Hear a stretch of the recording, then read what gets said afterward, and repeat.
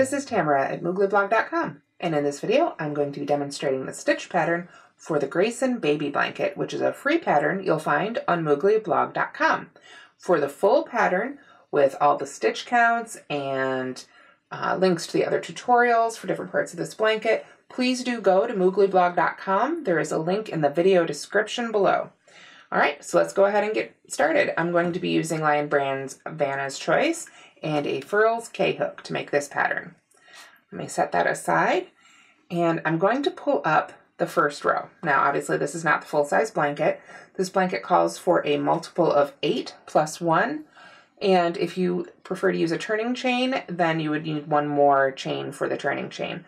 I like to start with foundation half double crochet. If you don't know how to do foundation stitches, there will be a link to that tutorial in this tutorial. Again, look in the description for links. So here I have a multiple of 8, so 16 plus one more, 17 stitches to work with. After you've made your first row, whether that's chain and half double crochet or a row of foundation half double crochet, you're going to go ahead and cut the yarn. So I'm just going to go ahead and finish that one off, like so. Then, even though we've broken the yarn, we're going to go ahead and turn, coming back the other way, and at this point I'm going to pick up my second color. Now, I did this in different shades of gray and white, but obviously you can use whatever colors you like. So in my second color, I am going to join to the first stitch with a single crochet. To do that, I start with a slip knot in the second color, already on my hook. Then I'm going to hold the non-working end out of the way. I'm going to insert my hook in that first stitch, like so, and just yarn over and make a single crochet just as I normally would.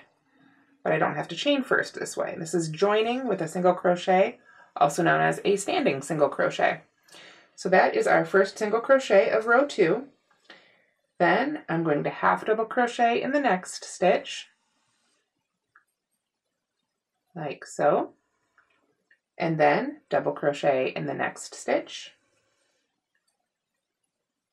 treble crochet in the following stitch.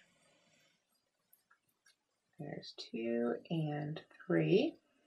All right, then I'm going to work 3 treble crochets right in the next stitch, right there. You'll note these are US terms. So when I make a treble crochet, I yarn over twice before I begin. So this is the second one, worked into that same stitch there, and then our third one. If you don't know how to make these individual stitches, again, please go to mooglyblog.com. There are tutorials for all these individual stitches on the blog and on the YouTube channel if you want to go through the YouTube channel. So there's our 3 treble crochets in the same stitch. So then we work our way down. We do a treble crochet in the next stitch, followed by a double crochet. Oops, getting a little folded up there. We'll yarn over, double crochet in the next. Feel free to pause if you need to, like so. Then half double crochet in the next stitch. And that, you can see, we've made, or we've worked into, I should say, 1, 2, 3, 4, 5, because remember those 3 are all in the same one, 6, 7, 8. So that's our first repeat. So we're going to work those 8 stitches again, beginning with a single crochet, then a half double crochet, then a double crochet. We're just working our way right up the height of the stitches, aren't we? Then a treble crochet, like so. 3 treble crochets in the next stitch. 1, yarn over twice for 2, like so. Oh, finally need to, dropping my hook, I need to pull up a little bit more yarn here. There we are. So remember we had just made 2 treble crochets in the same stitch, so we're going to go back for a third, like so. Now we've got our 3 in that stitch, so it's time to work our way back down the hill here. We'll do a treble in the next, followed by a double crochet after that, a half double crochet in the stitch after that, And as you remember, that's our repeat again. So we're just going to finish off with a single crochet in that last stitch right there. Now you can see this created sort of two little hills. And of course, if we're making a full-size blanket, we'd have a whole big row of those all the way across. After you've finished row 2, we're going to break the yarn again. So let me grab my scissors. Here they are. And I'm going to go ahead and cut the yarn there. All right. And then I will finish that one off. I'm just going to pull that through the last loop there to finish it off. And I will weave in all those ends, of course, when it's done. But first, time for row 3. I'm going to turn again to work back the other way. And I'll pull up my white yarn. Again, you can use whatever colors you want when making this pattern. So for row 3, I'm going to join this one with a double crochet. Now again, if you want a closer look at how to do this, there's standing double crochet video tutorial on YouTube, on the Moogly blog channel, or on the blog. But I'm going to show you relatively quickly right here. I'm going to hold the non-working end, or the cut end, if you will, in my hand. I'm going to yarn over twice, all right on the hook. Then I'm going to insert my hook in the first stitch, right where I want to go ahead and make that first stitch of the row. And I'm just going to pull up a loop and make a double crochet. Now I don't want to let go of that end in my hand yet, because that's part of this stitch sort of holding it in place. Once I make the next stitch, this one will be okay. So let's go ahead and get to it. The next stitch of row 3, after we've made a double crochet in the first stitch, we skip the next stitch, then we double crochet in the next 3 stitches. So I'm going to yarn over. Remember, we skip the next one, go into the next one, and make my double crochet. After I've done that, then this one end will be secure and I can let that go. So remember, I said double crochet in the next 3, so that's 2, and that's 3 right there, like so. I'll hold it in front of my hands, it's a little easier to see. Then I work 3 double crochets in the next stitch, and that one should be the center of those 3 trebles that you just made. So right in the center one of those, you work 3 double crochets, 1, 2, and 3. There we are. So you can see those 3 double crochets worked in the center the center treble crochet of the previous row, and then we just work our way back down. 3 double crochets in the next 3 stitches. 1, 2, and 3. All right, there we are. So we've gone up over the hill, and now it's time to take care of that valley. So what we're going to do is work a double crochet 3 together. I'll start with my yarn over, and then I'm going to start a double crochet in the next 3 stitches. I pull up a loop, pull through 2, stop with 2 loops left on the hook, yarn over again, go to the next stitch, pull up a loop, yarn over, pull through 2, with 3 loops left on the hook, I'll yarn over one more time, go in the next stitch, pull up my loop, yarn over and pull through 2, and then with 4 loops left on the hook, I will yarn over and pull through all 4 loops. And that's my double crochet 3 together. It's a double crochet 3 decrease. So then it's time to work my way back up the hill. We work 3 double crochets, 1 double crochet in each of the next 3 stitches, I should say. So double crochet in the next 3 stitches, which should bring us right back to that center treble right there. Remember, that's where we work our 3 double crochets at the top of our hill. Basically, by putting multiple stitches here, that allows us to create that gentle curve rather than pulling on the stitches themselves as you go back down. So from here, we know we double crochet in the next 3 stitches just to maintain our repeat. And then we would just keep doing that. At this point, if we were going to keep going, full-size blanket, we'd have another double crochet 3 together decrease. But we don't. We've come to the end.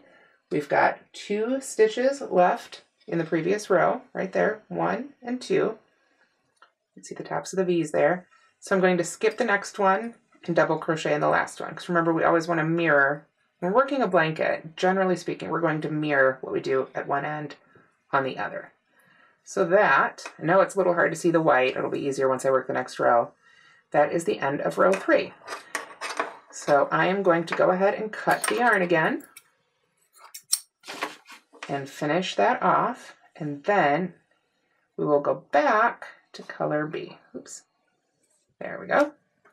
But I'm going to turn first and pick up that color B. That's that color we used most recently right there. Not the darkest color, but the medium color. To make row 4, I'm going to join this one with a treble, and I don't think I have a specific, I'm trying to remember, I might have a specific video tutorial for this, so again, you'll have to check the links. But let me show you, it's pretty much the same way as joining with a double crochet, but instead of yarning over twice, we're going to yarn over 3 times. Then we go right into that first stitch again, like so, pull up a loop, and I pull through 2 loops 3 times, just like a regular treble. You can see I use my non-hook hand to kind of choke up on the stitch as I go. That helps keep the loops even, keeps the tension even across the stitch. Then I want to keep holding on to that end while I go to the next stitch again. So I am going to skip the next stitch and treble crochet in the stitch after that, very similar to the last row, like so.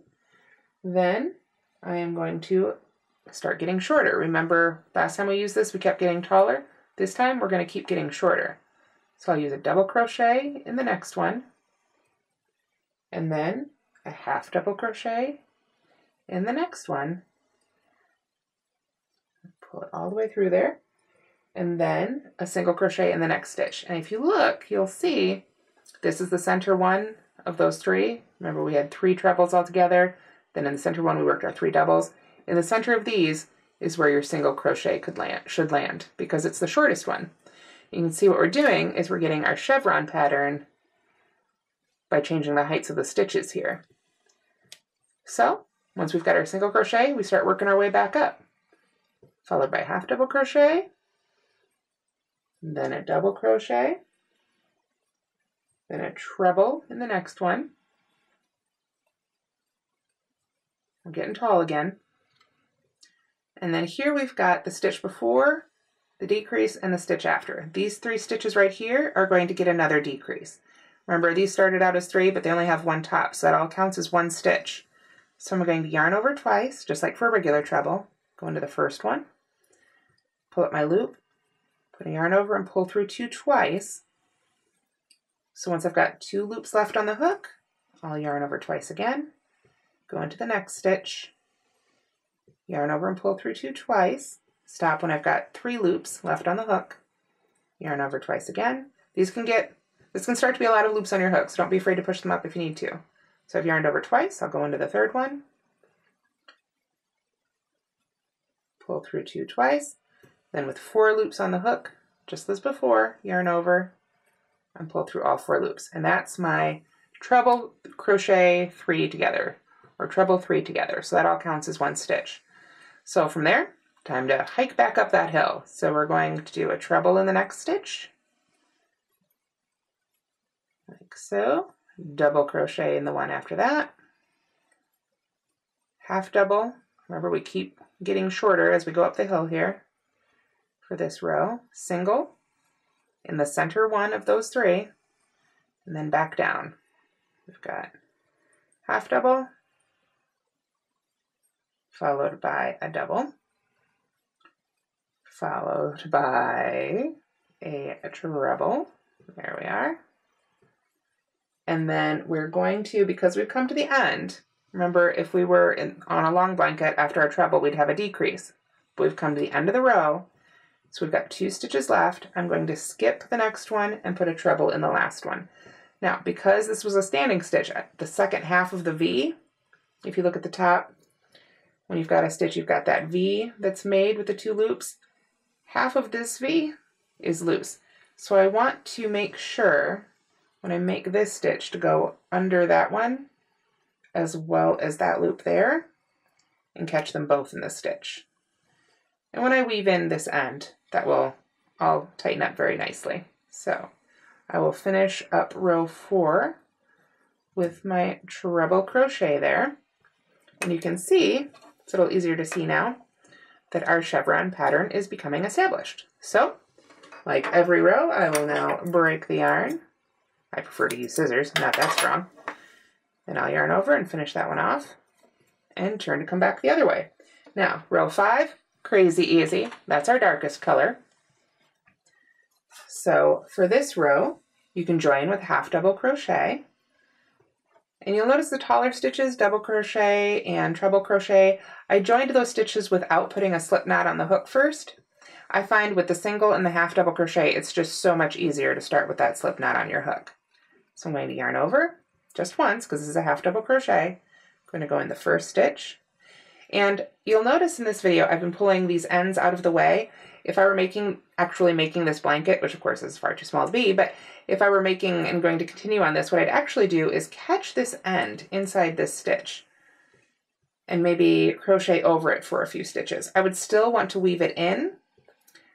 I'm not going to finish that stitch because I do want to focus on that, but I would still weave this end in when it was all said and done, but for the few stitches, I would crochet over it just to help keep it out of the way. And that gives you a little start because this pattern does have a lot of ends. So let's get back to that standing half double crochet. Kind of put myself on a tangent there. I'm going to hold the unattached end again in my fingers, slip knot on the hook, yarn over once because this is a half double crochet, go in the first stitch, pull up my loop, and then for this I like to kind of finagle a little bit, scooch all those loops down next to each other before I yarn over. And sometimes I'll even use my other hand to hold that knot at the bottom of the hook and then pull through all those loops like so, like so. All right, let's do that one more time, just because I know that one's a little tough.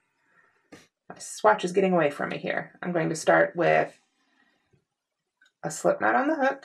Oops. There we go.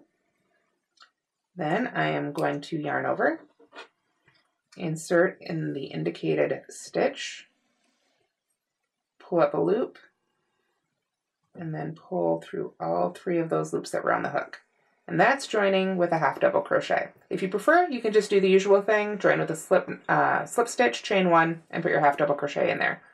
From there, we just half double crochet right on across, and that's easy enough. That's row 5. From there, it's just a repeat. Row 5 here, this one, is essentially the same as row 1, a row of half double crochet, and then you just repeat rows 2, 3, 4, and 5 until you've finished the blanket. And from there, you'll work the border. The border, however, is very simple, at least for this pattern, the way I've written it. It's just single crocheting all the way around, and then a couple more rounds of back loop single crochet. Single crocheting in the back loop only. And that's a tutorial, if you're not familiar with back loop only and front loop only, that is also linked in this pattern. So again, please do check the links in the description. I know there was a lot of information in this one. It's a relatively easy pattern once you've got all the rows down, but you can find all the information you need in those links below. So as you can see, I'm just half double crocheting on across this row. And then when I get to the end of this one, I would cut this yarn again, and then I would begin with another repeat of row 2. But that is the basics of the Greyson Baby Blanket. I hope you've enjoyed this video. I hope it helps you make the blanket. Please do go get the full pattern from mooglyblog.com. And thank you so much for watching.